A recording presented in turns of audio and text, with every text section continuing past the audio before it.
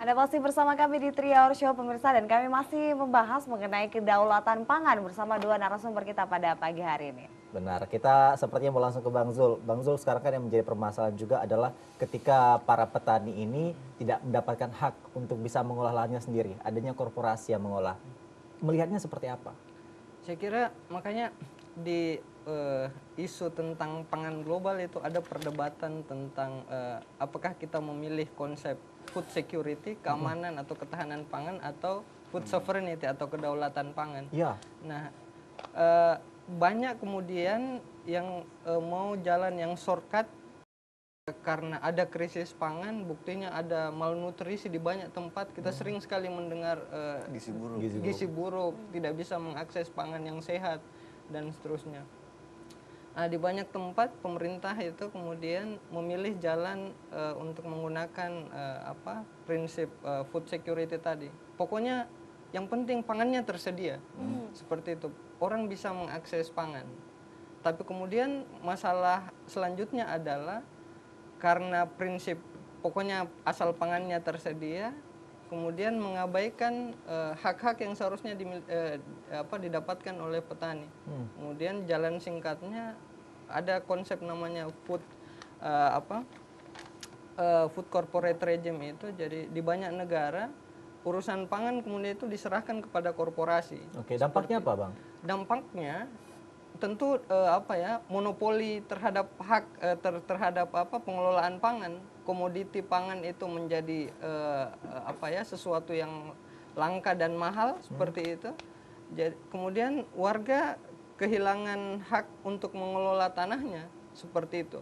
Yang perlu diperhatikan bahwa urusan mengelola tanah itu dalam pertanian harus dipahami sebagai tidak hanya urusan ekonomi belaka, tapi di sana ada urusan kultur seperti itu. Jadi kultur menanam itu kan kemudian membangun kolektivitas, kebersamaan, dan itu penting sekali untuk tata kelola masyarakatnya. Seperti itu, bayangkan ketika kemudian tanahnya dikelola oleh korporasi seperti itu, mereka kemudian tercerabut dari kultur sendirinya seperti itu. Makanya kemudian persoalan-persoalan di desa, individualisme dan seterusnya itu yang banyak sekali terjadi sekarang di desa. Itu pilihan untuk ke kota dan seterusnya itu. Karena tidak ada lagi pekerjaan di desa. Jadi tanah itu urusan kultur, tidak hanya urusan ekonomi saja, seperti urusan kultur. Nah, konsep kedaulatan pangan kira-kira membicara tentang itu, bagaimana petani, warga itu diberikan haknya untuk mengelola distribusi, pemasaran, dan pengelolaan pertanian secara umum. Syaratnya saya kira seperti yang dilakukan oleh teman-teman harus dibekali dengan ilmu pengetahuan yang cukup seperti itu, karena menyerahkan sepenuhnya misalnya ke petani untuk mengelola tanahnya tanpa dibekali pengetahuan juga kasusnya akan case seperti yang di Soga itu, bertahan kepada kultur yang selama ini ada sementara pengetahuannya tidak cukup tentang kondisi tanah, pertanian yang seharusnya sudah bisa di-refresh, diganti dengan yang lainnya seperti itu. Jadi saya kira keberlanjutan sistem pertanian ini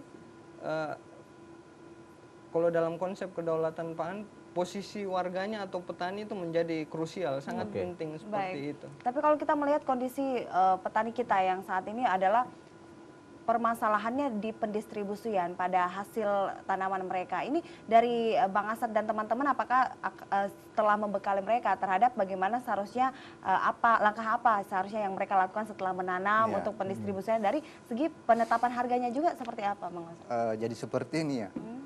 Sebenarnya kalau bagi kami ya, kami ini sebenarnya bukan Tuhan. Bisa melakukan semua hal.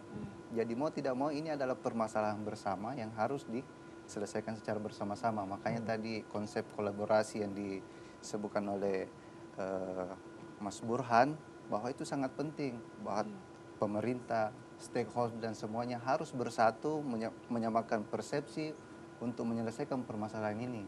Karena kenapa? Sebenarnya yang harus kita ketahui ya, kondisi pangan kita saat ini, sebenarnya kondisi pangan kita itu sudah mengalami sudah di titik nadir sebenarnya. Ini yang kita tidak ketahui, tidak pernah disosialisasikan. Anda tahu bahwa Indonesia sekarang dari beberapa tahun sebelumnya itu mengimpor bahan pangan. Bahan pangan. Sekarang itu data BPS ya, itu 26 29 Komoditas. komoditas pangan, termasuk beras, jagung dan sebagainya. Sangat Kurang, miris ya. kurang apa sih Padahal kita di Indonesia, tanah luas, apapun yang ditanam itu jadi pasti Jangan-jangan tumbuh. nanti beras juga kita impor ke sini. Sekarang sudah kita Ada impor. beberapa yang seperti itu. Anda tahu berapa nilai komoditi pangan yang masuk di Indonesia? Itu ini data BPS ya. Itu sekitar 150 triliun lebih. Bayangkan nilainya itu. Itu tahun 2011 kalau tidak salah. 4 tahun yang lalu.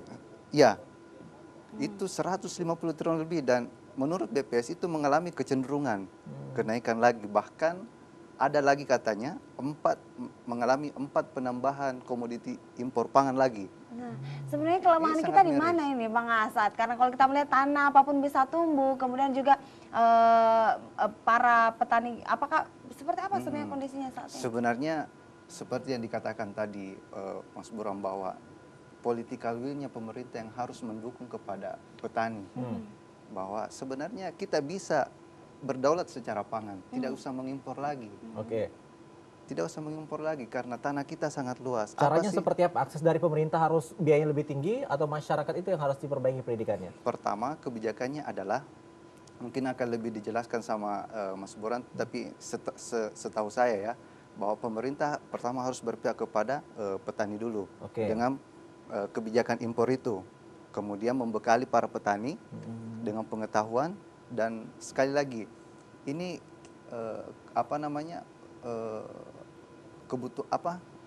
untuk memenuhi kebutuhan pangan kita jangan berdasarkan proyek.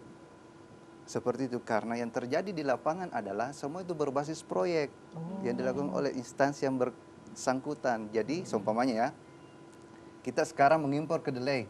Oke. Padahal sebelumnya kita tidak pernah mengimpor. Padahal kita mengkonsumsi tahu tempe itu sangat tinggi di Indonesia. Kenapa kita harus mengimpor? Kita punya lahan.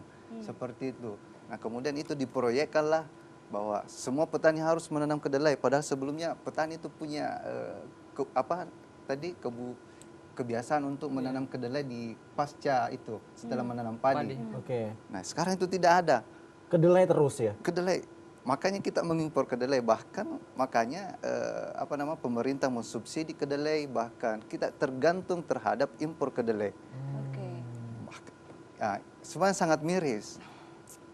Jadi sebenarnya ini yang harus diketahui oleh kita semua bahwa kondisi pangan kita sekarang itu sangat kritis. Baik. Bang Zul, ini kita berada di titik nadi katanya, hampir ujung-ujung. Iyalah. Kalau tidak segera ditangani akan susah. Kebijakan yang seharusnya diambil pemerintah seperti apa? Padahal pemerintah pusat sudah ada di nawacitanya juga kan, perbaiki pangan kita. Kita bahkan kita punya badan khusus yang concernnya di kedaulatan pangan. Tapi saya kira di banyak kasus kita selalu seperti itu, reaktif terhadap persoalan, tapi kemudian tidak memikirkan secara utuh tentang bagaimana sistem dari sebuah konsep itu diimplementasikan sampai ke tingkatan yang paling bawah. Tapi saya kira yang paling penting urusan pertanian seperti itu, seperti yang saya bahasakan tadi, dia menjadi persoalan yang krusial sekarang. Di banyak tempat sedang menghadapi krisis pangan, jadi makanya saya kira harus ada konsep tentang pembangunan yang di dalamnya urusan pangan terintegrasi seperti itu. Dan yang perlu diketahui bahwa sekarang ini kita ada di era semuanya diliberalisasi seperti itu, termasuk urusan pangan. Jadi komoditi kita membuka pasar seluas-luasnya sehingga komoditi pangan dari mana saja bisa masuk ke kita. Dengan kondisi seperti itu praktis proteksi seperti itu atau semacam dukungan seperti itu kepada petani kemudian menjadi minim seperti itu karena konsep liberalisasi itu. Terus efek dari konsep liberalisasi itu karena kemudian kita sangat bergantung kepada bahan pangan impor, terjadi ada yang disebut konsep agak jelimet ini bahasanya. Teori-teorinya depeasantization gitu. Jadi orang peasant petani. Jadi petani itu dihilangkan hak atas tanahnya seperti itu, dan itu terjadi secara masif seperti itu karena pengelolaan dan ketergantungan kita terhadap komoditi pangan impor. Kemudian proteksi harga terhadap petani kita juga tidak terjadi dengan tidak dilakukan dengan baik seperti itu. Sementara kemiskinan di desa semakin masif seperti itu. Jadi pilihannya kemudian meninggalkan tanahnya bisa jadi karena yang korporasi tadi, atau bisa jadi karena merasa bahwa komoditi yang dia tanam itu tidak bernilai ekonomis lagi, sementara kebutuhan masyarakat apalagi di desa juga hampir sama seperti di kota, seperti itu keinginannya semakin banyak juga seperti itu karena informasi. Makanya perlu saya kira political will yang serius terkait pengelolaan sistem pertanian kita ini supaya bisa sustainable dan prinsip keadilannya terjaga. Baik, nah kalau ke Bang Asad sendiri untuk lebih meningkatkan produktivitas dari para petani dan lebih membuka terkait mengenai harga sebenarnya di pasaran itu untuk memberikan pemahaman ke masyarakat seperti apa? Jadi seperti ini ya, sebelum menjawab itu, jadi saya mau bertanya, Anda tahu pengimpor terbesar jeruk sangkis di dunia siapa? Siapa Bang? Jangan-jangan bukan dari kita juga? Israel. Oh Israel? Okay. Itu wilayah kecil. Bisa ya? Anda tahu kita mengimpor garam, kita ini sekarang mengimpor garam. Kita mengimpor dari mana? Jangan-jangan dari Jeneponto? Bukan. Jeneponto sekarang sudah tidak ya? Sudah ini tidak negara ya? tidak masuk akal. Kita mengimpor salah satunya adalah dari Singapura. Garam. Indonesia adalah negara kepulauan dengan garis pantai terpanjang di dunia. Sedangkan Singapura itu lautnya kita nggak tahu. Makanya.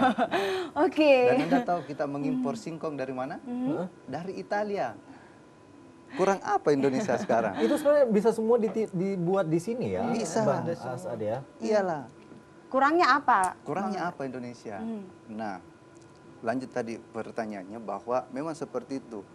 Pertama kita harus kemudian bekerja keras bagaimana memberikan kepercayaan diri kepada petani bahwa profesi petani itu sebenarnya sangat posisinya sangat krusial untuk keberlanjutan bangsa kita.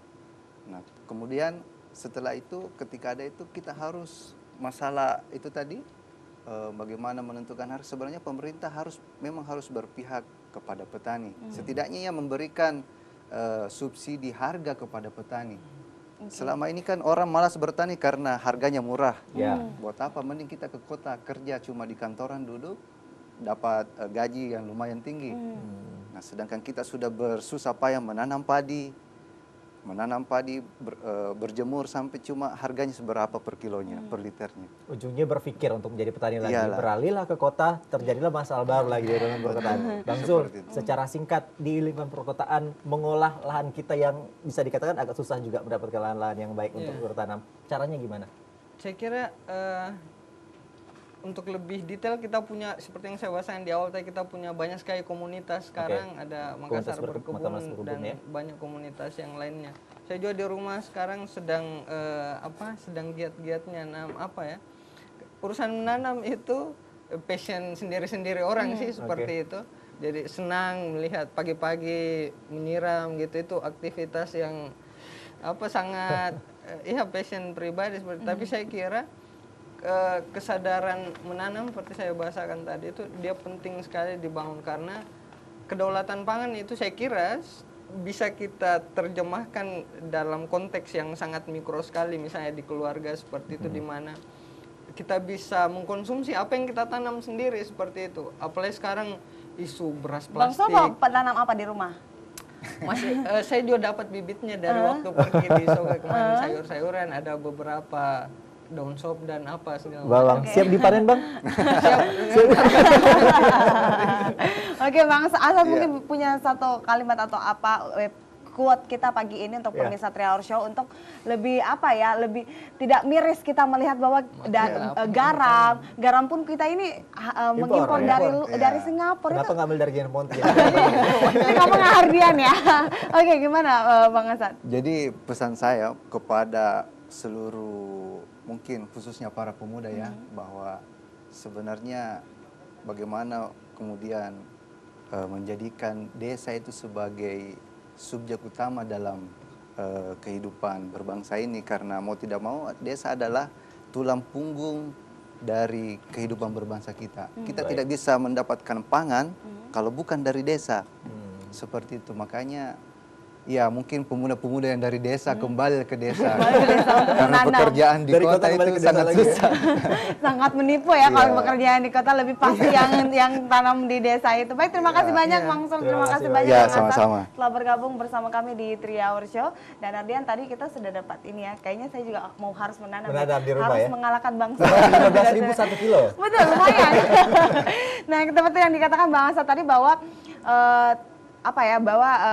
janganlah kita beralih ke kota. Para pemuda ini diharapkan kembali ke desanya untuk Iya. menanam kembali Ke dan kota ambil ilmu saja. Ambil ilmu saja ke desa untuk menerapkan Betul. ilmunya. Betul. Mudah-mudahan juga nanti para petani ini kepercayaan dirinya semakin meningkat. Betul. Karena itu yang paling penting, jangan sampai kepercayaan memudar hanya terpaku dengan tanaman nenek moyang dari dulu sampai sekarang tidak ingin direnovasi, diperbaiki, ada perbaikan agraria dan lain sebagainya. Mudah-mudahan kepercayaan semakin tinggi. Betul. Kemudian kita stop lah impornya ya. Betul. Mudah-mudahan. Dan seperti yang katakan Mbak Asad tadi bahwa petani ini adalah merupakan tulang punggung bagi bangsa kita karena Betul. tanpa dia kita tidak bisa makan ini. Ya, baiklah, terima kasih sekali lagi Bang Zul. Iya, Bang Asad. sama-sama. Kita berbincang lain waktu lagi ya. Pemirsa, kita akan kembali dengan beragam informasi menarik lainnya, tetap bersama kami Di 3 Hour Show.